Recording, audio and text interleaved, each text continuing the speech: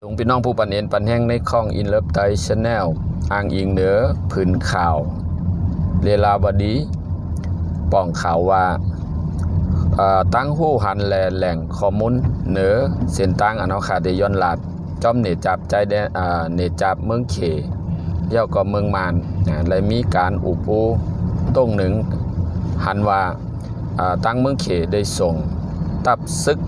ตับมาต่อตั้งลงตั้งน้ำนะยังก็มีตั้งการถถังตึกซึกมาปองโตกันไว้ที่เมืองจีเก้าอันอยู่คำไม่ที่เมืองหมู่เจในเมืองไตรัชฉานเมืองมานในรายงานป่องว่าตับซึกตับมาต่อเคได้ไปมาหอดถึงเนี่ยจับอันติดไว้อยู่ตั้งหมู่เจย่อก็อำหึงอำนั้นปนมาหลายวันในว่าตำหนังข่าวหมู่จุ้มอันเจอยิบกองกลางลาดว่าการต้งหนึ่งของเขตในปอกในได้เป็นรองการให้มานเลยหู้โตป่องข่าวว่านะจึงฮือก็นะเมืองมานเตเลยมีการสุกยุงจ้อมโดยข่าว CBBS News ว่าของเมืองไต้หวันเขตไต้หวันละตับซึกตับมาต่อของเขตเตเลยเข้ากาพบที่ต่อส่งน้ำมันของตัวเจ้าเก่าอำนั้นก็นะลอกลายต่างเมียวเตอำเลยลาดว่าสังก็น่าจะมีสังแต่จะเป็นการตึกต่อกำผาห้าแต่เดมาเฮกังจึงหือก่อเฮาอ่ำจอมหูเมื่อเดินป้นม้าเดินทนสามนั่นที่ป้นม้าเขเลยย้อนให้ซึกมานได้เฮกังต่อส่งน้ำมันของตัวเจ้าเก่ากอบโกว่าก้นอนอกมันในกลางใจแต่เลยจุดไฟเผาต่อส่งน้ำมันอันเก่าฮอดเมืองเข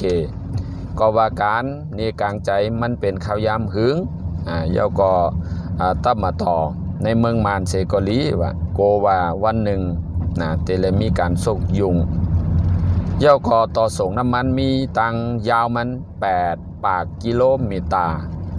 ลูกเต็มเมืองรัฐยะไข่อ่าวเบงกอผ่านเมืองเมวติแล้วก็มันตะเลมาถึง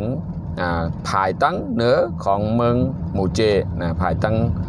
เมืองหมู่เจเข้าสู่เมืองเขในเดือนโทน3ต้นมาภายตั้งลุ่มเขในเมืองมานย้อนให้ตั้มมาต่อซึกมานโดยจอยเฮกังลองการต้งหนึ่งการเนกลางใจในกลเมืองเฮ็ดให้ย่างลือเสแลกลัวว่าจะเลยเกิดการสุกซักแล้วก็มีกลเมืองไหลคัดใจ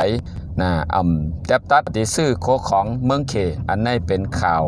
อ้างอิงเดดาวดีก็นาว่าจะมีการสุกยุงจึงหือน้ำเมืองเขเมื่อเร็วเอาตับซึกตึงกาตึกนั่นมาไว้ตีเมืองจีเก้าวันไหนค่ะพี่น้องค่ะสังเกตหันถึงจึงหือในใจกันส่งแชร์ให้พี่น้องเจออยู่หมู่เจอยู่ตั้งไตเจอนั่นให้เลยหูหันถึงเสกกรรมดีค่ะไม่สงคราม